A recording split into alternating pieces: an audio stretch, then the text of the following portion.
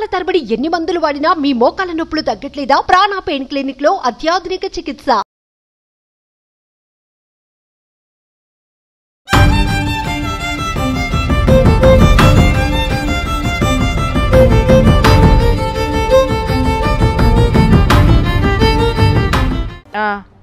నిన్నటి వరకు 10వ తరగతి ఎగ్జామ్ అయ్యేవరకు కూడా పాప నాతోనే ఉంది. మీతో లేదండి, హాస్టల్లో ఉంది. అసలు నీ దగ్గరికి ఎందుకు వస్తాను రా బాయ్? పెడితే నీ దగ్గరికి ఎందుకు వస్తా? వెళ్ళా మేడం, వెళ్తే మేడం పైన పార్టీ చేసుకుంటుండ్రు. ఎవరెవరు? మా ఆయన ఉంచుకున్నావా వాళ్ళ ఆయన. నువ్వు రా బెడ్రూమ్లో మాట్లాడదామని నాకు గుంజుకెళ్ళింది. నాకు అప్పుడే నాకు ఏదో చంపాలని భయం అని నేను ఊరికొచ్చిన మేడం. కాదు, ఇదంతా జరిగేటప్పుడు మీ బిడ్డ ఉందా అండి? ఉంది. అంత పిచ్చిదాన్ని చేసిండ్రు వాళ్ళు. వాళ్ళేం చేయలేదు తల్లి, నువ్వు పిచ్చిదానిలాగా ఉన్నావు అంతే. విడాకులు అయిపోయింది వాళ్ళిద్దరికి. వాళ్ళ భర్త పట్టుకొని కొట్టేసి పోలీస్ స్టేషన్లో ఒప్పజెప్పిన తర్వాత మళ్ళీ నాకు కాల్ చేసిండు. నువ్వు ఎక్కడ ఫెయిల్ అవుతున్నాయి అంటే ఇప్పుడు చెప్పండి. రెండోది మీరు చెప్తారా, నాతో చెప్పిస్తారా? ఎక్స్క్యూషన్ ఎందుకంటే నేను కొన్ని లక్షల కేసులు చేస్తున్నా కదా. ఏమన్నా డాడీ, నేను ఎవరితో ఏమనలేదు, అన్న ఏమనలేదు, ఇంకోళ్ళు ఏమనలేదు, అందరు ప్రతిరోజులే. మీరు పాప నాతోనే ఉంది. మీతో లేదండి, హాస్టల్లో ఉంది. అసలు అంటే నా పడితే డాష్ మొదలు కొడతాడు వచ్చిన చుక్కలు చూపిస్తా నీకు చుక్కలు చూపిస్తా. నాడు మైనర్ అయిన బిడ్డని పట్టుకొని మీది నుంచి బూతులు తిట్టించడం ఆమెతో. అట్లాంటి చర్యలు తీసుకోవడం చాలా హీనమైన చర్య. అది మీ ఇంట్లో మీరు అడుగుపెట్టి మీ ఇంట్లో ఉన్నప్పుడే మేము మళ్ళీ మీకు ఫోన్ చేసి పిలుస్తాం.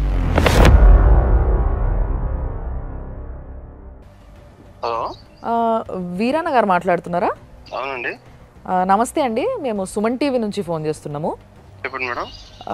మీ ఆవిడ సుమన్ టీవీకి వచ్చింది. మీ ఆవిడ మీ బిడ్డ ఇద్దరు ఇక్కడ ఉన్నారు. మీరు ఆవిడతో ఇప్పుడు కలిసి ఉండలేరు, ఆమెను ఇష్టం వచ్చినట్టు కొట్టినరు అనే విషయాన్ని ఆమె ఇక్కడికి వచ్చి చెప్తుంది. మీకు ఇంకో అక్రమ సంబంధం ఉందని కూడా చెప్తుంది. ఏంది అసలు ఏం జరుగుతుందండి? ఏమో తెలియదండి నాకు కూడా పెద్దగా. ఆమె ఏం చేస్తుందో ఆమెకే తెలియాలి. కాదు, ఇప్పుడు మీకేం తెలుసో అది చెప్పండి. పోనీ మీరు మీ ఆవిడతో కలిసి ఉన్నారా? మా ఆవిడకి అడగండి మేడం, కలిసి ఉండదు లేదు చెప్తారు కదా.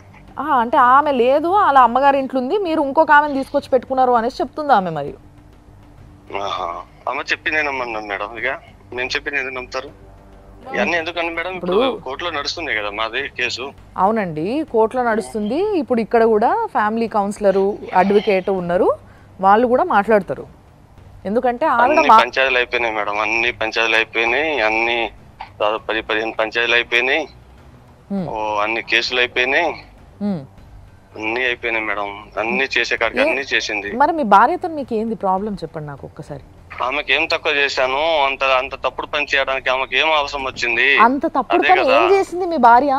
ఒకరితో పెట్టుకుంది మేడం. దానికి సాక్ష్యం ఎవరో కాదు, నా బిడ్డ, నా కొడుకు, కాలనీ మొత్తం. సరే, ఒక్క నిమిషం. సాక్ష్యం కదా, సాక్ష్యం నీ బిడ్డ ఇక్కడనే ఉంది, శ్రీలత. మీ అమ్మకి ఎవరితోనో వేరే వాళ్ళతో కనెక్షన్ ఉందట, మీ నాన్న చెప్తున్నారు. దానికి సాక్ష్యం నువ్వేనట. నువ్వేమంటావు మరి? ఒక్కసారి మీ పాపతో మాట్లాడండి. మీ బిడ్డతో మీరు మాట్లాడడానికి ఏముందండి? ఒక్కసారి మీ పాపతో మాట్లాడండి. హలో, చెప్పు చెల్లి. ఏమన్నా డాడీ, నేను ఎవరితో నువ్వు ఏమనలేదు, అన్న ఏమనలేదు, ఇంకోళ్ళు ఏమనలేదు, అందరు ప్రతిరోజులే. మీరు నా దగ్గర రికార్డింగ్ లేదనుకుంటున్నావా? నువ్వు మాట్లాడింది, నువ్వు చెప్పింది, పంచాయతీలో చెప్పింది. వీరన్న గారు, ఆ రికార్డులు మాకు పంపించండి, మేము అవి కూడా మేము వింటామండి. వీరన్న గారు కాదండి, వద్దులే అంటున్నారు. మీ తరపున ఉంటే మేము స్ట్రాంగ్ గా మాట్లాడతాం కదండి. మా తరపున ఉన్న స్ట్రాంగ్ మాట్లాడి ఏం చేస్తారు మేడం? పోయిన దాన్ని తీసుకొచ్చి నాకు అంట కడతారా? కట్టలేరు కదా. అవునండి, ఎందుకు అంట కట్టమండి? భార్య అన్న తర్వాత ఎట్లా వదిలేస్తామండి? అంటే ఎవరున్నారు మీ ఇంట్లో? ఎవరున్నారండి? ఎవరున్నారు, వాళ్ళ ఇంట్లో ఎవరున్నారు, ఆమె ఎవరితో అరే కాదు వీరన్న గారు కట్టలేరు అంటున్నారు అని అంటే తప్పు మీ దగ్గరే ఉందని జనాలు అనుకుంటారు. అనుకోమంటారా? మీరు మాట్లాడినట్టు మేము మాట్లాడలేము. మగవాళ్ళని మీరు తక్కువ చేసి మాట్లాడతారని కూడా తెలుసు. ఎవరో ఎప్పుడు చూసినా నువ్వు మగవాళ్ళని నేను తక్కువ చేసి మాట్లాడుతున్నానని టీవీ సాక్షిగా అనిపించు. టీవీ సాక్షిగా అనిపించవయ్యా. మీ వీడియోలు ఎన్నిసార్లు చూస్తలేను మేడం. ఎన్నిసార్లు చూసినప్పుడు మగవాళ్ళని ఎప్పుడు తక్కువ చేసి మాట్లాడినా నేను. రోజు అదే పని.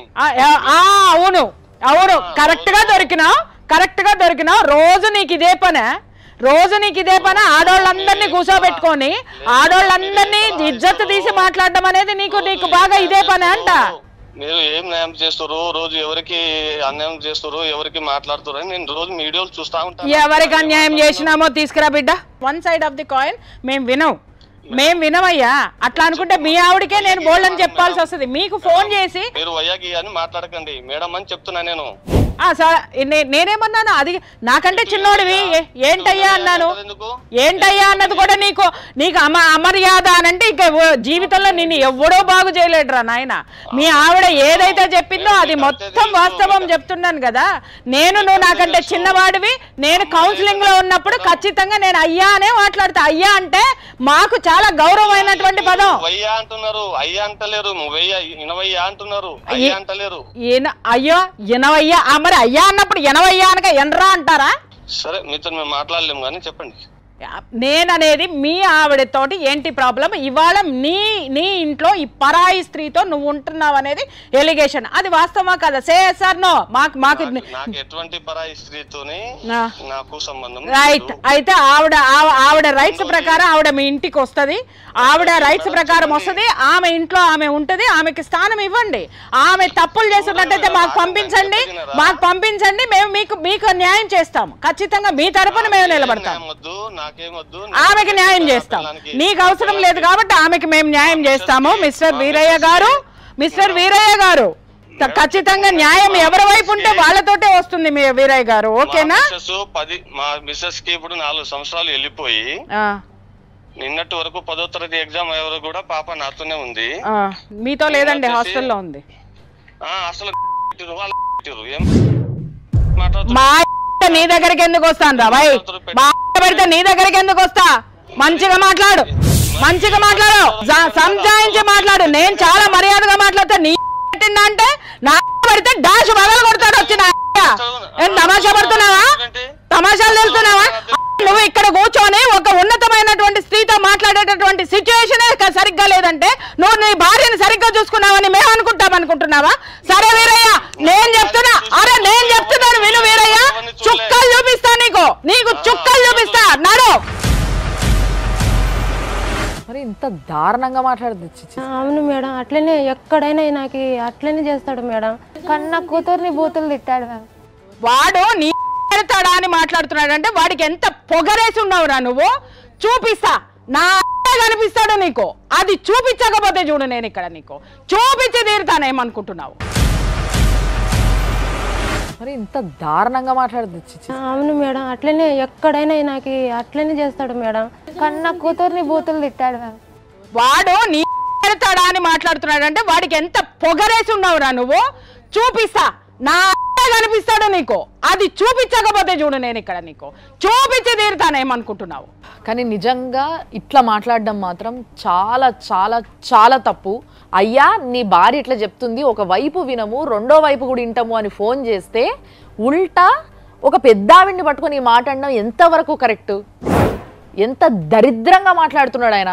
ఏమన్నా తెలివి, నీతి, నిజాయితీ అసలు ఒక మొగోడు అట్లా మాట్లాడతాడా? ఒక మాట చెప్తున్నాను, అతనికి ఆడదానితోటి పడుకోవడం ఒకటే వచ్చు. నేను ఈ పదం మాట్లాడకూడదు. వాడు అదే ధ్యాసలో అదే విధంగా కట్టుకున్న భార్యను కూడా ఆ విధంగానే బయటికి నెట్టేసేసి రోడ్డును పడేసిన కూతుర్ని అక్కడ కూర్చోబెట్టుకొని తల్లికి అక్రమ సంబంధం ఉందని కూతురికి తెలుసని బుకాయించే ఇంతకంటే సంస్కారంగా మాట్లాడతాడని మనం ఎక్స్పెక్ట్ చేయడం అనేది కరెక్ట్ కాదు. మొన్న ఇంటికి వస్తే పాపకు బస్ ఎక్కించిండు మేడం, ఉండకూడదు ఇంట్లో అని. ఎందుకు? ఇంటికి వస్తే నువ్వు మీ మమ్మీ దగ్గరికి వెళ్తా అని అన్నావు కదా, మీ మమ్మీ దగ్గరే ఉండిపో, నాకేం అవసరం లేదని చెప్పి మళ్ళీ బస్ ఎక్కిచ్చేసాడు. ఇంటి వరకు కూడా వెళ్ళలేదు. ఇంటి వరకు వెళ్ళాలా అంటే అది తీసుకురావద్దని ఉంటుంది, పెట్టుకున్నాడుగా ఒకదాన్ని. ఆమెతో మాట్లాడినట్టున్నాడు, బయటికి వెళ్ళి మాట్లాడేసి ఇక నన్ను వచ్చి వెళ్ళిపో నువ్వు, నేను నీకు బస్ ఎక్కిస్తాను వెళ్ళిపో అని చెప్పి బస్ ఎక్కి. ఒరే నీకు అర్థం కాక అడుగుతాను, అసలు కన్న కూతుర్ని సైతం నువ్వు రోడ్డు మీద పడేసి బజారు దానితో మొగుడిని వదిలేసింది, పిల్లల్ని వదిలేసింది, ఒక బజారు దాన్ని పెట్టుకొని నువ్వు ఏం మాట్లాడుతున్నావు? తెలివిగా మాట్లాడుతున్నాను అనుకుంటున్నావా, లేకపోతే గొప్పోడిని అనుకుంటున్నావా? పెట్టి చూడు గొప్పోళ్ళ దాంట్లో చెయ్యి, ఏం జరుగుతుందో ఎరక్కొట్టి పంపిస్తారు. అదే జరుగుతుంది రేపొద్దున్ని. ప్రతి ఒక్క తండ్రికి బుద్ధి రావాలా. ఆడపిల్లని కనడం కాదు, దాన్ని అపురూపంగా పెంచుకోవడంతో పాటు నువ్వు ఎట్లా బిహేవ్ చేయాలి, ఎట్లా మాట్లాడాలి, ఎట్లా చూసుకోవాలి అనే విషయం తెలిసి ఉండాలి. ఈ దరిద్రానికి ఆడపిల్లల్ని కనకండి, దయచేసి కనకండి. కంటే ఆ బాధ్యత తీసుకోవడం ముందు నేర్చుకొని కనండి. ఇంత దరిద్రంగా మాత్రం ట్రీట్ చేయకూడదు. ఆడపిల్లైనా మగపిల్లలైనా పిల్లలమ్మా, ఈ భూమి మీదకి వచ్చినటువంటి పిల్లలు అంటే పశువులు కానీ పశువుకి వీళ్ళకి తేడా లేదన్నమాట. అరే నువ్వు కూర్చున్నది ఎవరి షోలో కూర్చున్నావు, ఏ షోలో కూర్చున్నావు, ఎక్కడున్నావు అనేది కూడా జ్ఞానము సోయ మర్చిపోయి కూర్చున్నావు, ఒళ్ళు మర్చిపోయి అంటారు. ఇంకా మా ఒక భాషలో చెప్పాలంటే ఒళ్ళు కొవ్వెక్కి ఉన్నావని అంటారు అనమాట. తెప్పిస్తా దిగిస్తా, ఖచ్చితంగా దిగుతుంది. శిరస్సు నుంచి సిరిపాదం దాకా దింపుతా. అమ్మ నీకు ఇప్పుడు సార్ చెప్పిండ్రు కదా, నువ్వు కేసు వేస్తే ఈ కేసు చాలా బలపడుతుంది. నీతో అట్లా మాట్లాడడం చాలా హీనం, అది అసలు ఊహించుకోవడానికి చాలా దరిద్రంగా. కాదమ్మా, ఇంత చిన్న పిల్లలు మాకు న్యాయం కావాలి అని రోడ్డు మీదకి వచ్చేటటువంటి పరిస్థితిని క్రియేట్ చేస్తున్నటువంటి వీళ్ళని, ఈ దరిద్రుల్ని ఏం చేయాలి? ఇలాంటి తండ్రుల్ని ఏం చేయాలి? కాండ్రించి ఉమ్మాలరా, సిగ్గులేదా? కామంతో కళ్ళు మూసుకుపోయి మీ ఎంజాయ్మెంట్లు మీరు చేసుకుంటూ ఉంటారా? ఒకటి కాదు, రెండు కాదు, మూడు కాదు, జనాల్ని మెయింటైన్ చేసుకుంటూ పోయి కనుక్కుంటూ పోయి రోడ్డు మీద పారేసి వాళ్ళు తండ్రి తండ్రి తండ్రి అని చెప్పేసి అని మీ వెంట పడతా ఉంటే ఏ తేలిగ్గా ఉందా మీకు? నిర్లక్ష్యంగా ఉందా మీకు? మీ వెనక ఎవడున్నాడా? నువ్వు ఉంచుకున్నది ఉందా? దాని పులుసు కూడా వంచి ఈ పిల్లకి న్యాయం చేయకపోతే ఇప్పుడు ఇదే స్టూడియోలో ఒకడికి చెప్పా, ముసలోడిని అరెస్ట్ చేపిస్తానని, చేపించినా వాడు ఊచలు లెక్క పెడుతున్నాడు. ఇప్పుడు చెప్తున్నా మిస్టర్, ఈ పిల్లకి న్యాయం చేయించిన తర్వాతనే నేను మళ్ళీ మాట్లాడతా జనంతో. ఇంకొకసారి ఏ తండ్రి ఎవ్వరూ కూడా ఒక పిల్లల గురించి, ముఖ్యంగా మైనర్ గురించి ఇట్లా మాట్లాడాలంటే వణుకు ఉట్టేలాగా చేయడమే మా బాధ్యత ఈరోజు. చెప్పు, నువ్వు చెప్పు, నీకేం కావాలి చెప్పు. మేము మా ఇంట్లో ఉండాలి మ్యామ్. మీరు ఆ ఇంట్లో ఉండాలి మీ అమ్మతోటి. మీ నాన్నకి బుద్ధి రావాలి. వాడికి బుద్ధి రాకపోతే బుద్ధి ఎలా తెప్పించాలో చట్టం న్యాయం రెండు చూసుకుంటాం. అప్పుడు కూడా మారి వచ్చాడా సరే, లేదు అనంటే హ్యాపీగా మీ ఇంట్లో మీరు ఉండండి. మీ అమ్మ పని చేసుకుంటుందో ఏదో ఒకటి చేసుకుంటుంది, నువ్వు చక్కగా చదువుకో. నీ తండ్రిని చూసావు, ఆ పక్క ఉన్న స్త్రీని చూసావు, నీ తండ్రిని చూసి నీ బిడ్డల్ని ఎలా పెంచకూడదో, ఎలా పెరగకూడదో చూసుకో. ఆ పరాయి స్త్రీని చూసి నీ జీవితంలో ఇలాంటి సంఘటనలు ఎదురైతే వాటిని ఎలా తిప్పి కొట్టాలో నేర్చుకో. సంసారాలని నిలబెట్టే పనిలోనే ఉండమ్మా. సార్ మీరు చెప్పండి, ఇప్పుడు ఏం చేస్తే కరెక్ట్ అంటారు? ఇప్పుడు దాకా మీరు చూసిండ్రు ఎట్లా మాట్లాడుతున్నాడు మనిషి అనేది కూడా. సో ఎట్లా వీళ్ళకి న్యాయం చేయాలి? ప్రధానంగా అయితే వాళ్ళ ఇంటికి వెళ్ళిపోవచ్చు, ఏం కాదు. మీరు ఆ ఇంటికి వెళ్ళిపోవడానికి వల్ల చర్యలు ఏముందో అది మేము తీసేసుకుంటాం. మీరు డెఫినెట్లీ ఆ ఇంటికి వెళ్ళండి. మీ మదరు, మీరు, మీ అన్నయ్య దాంట్లో ఉండండి. మీకు ఉండే హక్కు ఉంటుంది. అది చట్టపరంగా కానీ మోరల్గా కానీ దాంట్లో ఉండే హక్కు మీకే ఉంటుంది. కాబట్టి మీరు డెఫినెట్లీ దాంట్లో ఉండండి. తర్వాత మీకు కావాల్సిన మెయింటెనెన్స్ కానీ, మీ స్టడీకి సంబంధించిన ఖర్చులు కానీ, రేపు మీ అన్నకు సంబంధించిన మెడికల్కి సంబంధించిన ఖర్చులు కానీ ప్రతి ఒక్కటి ఇవ్వాల్సిన బాధ్యత ఆయనకే ఉంటుంది. సో డెఫినెట్లీ దాన్ని కోర్టు నుంచి కూడా మీరు తీసుకోవచ్చు. మీ స్టడీస్ కానీ దానికన్నా ముందు మీరు ఇందాక చెప్పింది కూడా తనకి సెక్యూరిటీ కోసం వాళ్ళ ఆయన కొడతాడు కాబట్టి డీవీసీ ప్రొటెక్షన్ కూడా వేసుకోవచ్చు. చట్టపరంగా మీరు ఆ ఇంట్లోకి చేరడానికి, తర్వాత మీరు బతకడానికి మీ రైట్స్ ఏమున్నాయో అవి డెఫినెట్లీ మీ అందరం ఇక్కడ కూర్చొని డెఫినెట్లీ మీకు సాయం చేస్తాం. దాంట్లో మాత్రం మీరు ఏం డౌట్ పెట్టుకోకు. ప్రధానంగా నీకు చెప్పేది ఏంటంటే, నువ్వు ఎదుగుతున్న పిల్లవి. ఈ సమాజానికి నీలాంటి వ్యక్తులు, ఎదుగుతున్న వ్యక్తులు కావాలా. ఒక పోరాటం కోసం ధైర్యం చేసి, ఒక తల్లి కోసమో, నువ్వు పడుతున్న బాధ కోసమో, దేనికోసం ఇక్కడికి వచ్చినావు. కాబట్టి నిన్ను గెలిపించడానికైనా సరే, ఓకే, ఒక న్యాయం ఉంది ఈ దేశంలో, కంపల్సరీ న్యాయం జరుగుతుంది అనుకొని నిన్ను గెలిపించడానికైనా సరే మీ అందరం రాత్రనక పాలన కష్టపడి నీకు కావాల్సింది ఏదైనా, చట్టపరంగా నీకు రావాల్సింది ఏదైనా నీ దగ్గర చేర్చే బాధ్యత మా పైన ఉంది. కాబట్టి డెఫినెట్లీ నీకు కావాల్సింది ప్రతి ఒక్కటి మేము చట్టపరంగా ప్రొవైడ్ చేసేస్తాం. ఇంతే ధైర్యంగా ఉండి మంచి చదువులు చదువుకొని ఒక ఉన్నత స్థానానికి ఎదిగి ఎప్పుడైనా సరే ఒక 10 మందిని కాపాడే ప్రోగ్రాం పెట్టేసుకో. వస్తే పాపకి ఎల్లగొట్టిండు, రేపు బాబు కూడా పంపేస్తాడు మేడం. ఎవరిని ఎల్లగొట్టాక ఎవరికి ఉండదమ్మా. కోర్టు కావాలంటే మీకు కోర్టు ఆర్డర్ కూడా ఇప్పిస్తాం మేము దానిపైన. బాజాప్తుగా కోర్టు ఆర్డర్ కూడా మీరు ఆ ఇంట్లో ఉండటానికి కావాల్సిన కోర్టు ఆర్డర్ కూడా కోర్టు ఆర్డర్ పట్టుకొని నువ్వు ఇంటికి పోదు కాబట్టి నీకు ఏ భయం లేదు దాంట్లో. ఓకే, నువ్వు కూడా పిల్లలు ఎదుగుతున్నారు కాబట్టి, ప్రధానంగా నీకు బిడ్డ ఉంది కాబట్టి, ఆడపిల్ల ఉంది కాబట్టి, ఆమె ఇప్పుడు 10th క్లాస్ పూర్తి చేసుకుంది, మళ్ళీ ఇప్పుడు మనకు ఇంటర్మీడియట్ అవన్నీ పెద్ద పెద్దలు చదవాల్సిన అవసరం ఉంటుంది కాబట్టి మీరు కూడా ధైర్యంగా ఉండండి. మీరు కూడా మీ పిల్లలకు ధైర్యాన్ని ఇవ్వండి, పోరాడండి. దానికి సంబంధించి ఏదున్నా కూడా మేము తప్పకుండా మీ అందరం నిలబడి చేసేస్తాం. దానికి మీరు ఆ ఇంట్లోకి చేరిన తర్వాత మళ్ళీ మీరు కంపల్సరీ ఒకసారి రండి. ఇది మనం చేరిన చెప్పడానికి అడిగినావు కదా, నేను మా అమ్మ మా అన్న ఇంట్లో ఉండాలి, మీ ఇంట్లో మీరు అడుగుపెట్టి మీ ఇంట్లో ఉన్నప్పుడే మేము మళ్ళీ మీకు ఫోన్ చేసి పిలుస్తాం. ఆ రోజు అదే షో ప్రపంచానికి చెప్పండి ఎట్లుందో ప్రతి ఒక్కరికి చూపిస్తాం. మీరు ఏ దశలో కూడా మీరు బాధపడాల్సిన అవసరం లేదు. మీరు ఎప్పుడైనా సరే సుమన్ టీవీకి కానీ నాకు కానీ పర్సనల్గా ఎవరికైనా సరే మీకు ఏ అవసరం వచ్చినా మీరు కాల్ చేయండి. నేను ఎక్కడ పోయినా న్యాయం కాలే, ఇక్కడికే న్యాయం అవుతుందని నేను ఇక్కడికే వచ్చినా సార్. ఇల్లు కూడా అమ్మేదానికి సిద్ధమైండు సార్. మేడం ఇల్లు అమ్మకుండా కూడా మీరు ఆర్డర్ తెచ్చుకోవచ్చు, ఏం ప్రాబ్లం ఏం లేదు. సో లీగల్గా మీరు ఏం చేయాలో అవన్నీ సార్ అడ్వైజ్ చేస్తారు. వాటన్నిటికీ మీరు రెడీ అవ్వండి. ఇప్పుడు కూర్చోబెట్టి అవన్నీ కూడా మీకు ఎక్స్ప్లెయిన్ చేయడం జరుగుతుంది. అవన్నిటిని ఆ ప్రాసెస్ని కూడా మనం ముందుకి తోయడం జరుగుతుంది. దానివల్ల మీ నాన్న ఇల్లు అమ్మలేడు. ఒకవేళ ఇల్లు అమ్మినా కూడా మీరు అది ఆపడానికి వేసే నోటీస్ ఏదైతే ఉంటుందో అది అడ్డం ఉన్నాక ఇంకా మిమ్మల్ని ఎవ్వరూ ఏమీ చేయలేరు. ఆ ఇల్లుని అమ్మలేరు, మీరు ఉండకుండా బయటికి తొయ్యలేరు. అన్నీ మీ దారిలోకి వస్తాయి. 2 ప్లాట్లు నా పేరు మీద ఉంది మేడం. అయితే ప్లాట్లే రాయి పిల్లల పేరు మీద. అయితే రామని అంటాడు మేడం. 1కి 2 చేసినావు, నా పిల్లలు పోస్తే ఎట్లా, నా ఆస్తి నేను ఎవరికి ఇస్తాను, నా పిల్లలకి నా ఇంట్లో నాకు రాని అంటే అసలుకి రాని. తక్కువైందేమోనమ్మా, అందుకని నీ కూడా ఇచ్చి ఇవ్వమన్నాడు. బాగా పెడదాం, సరిపడా పెడదాం, ఇద్దరికి పెడదాం.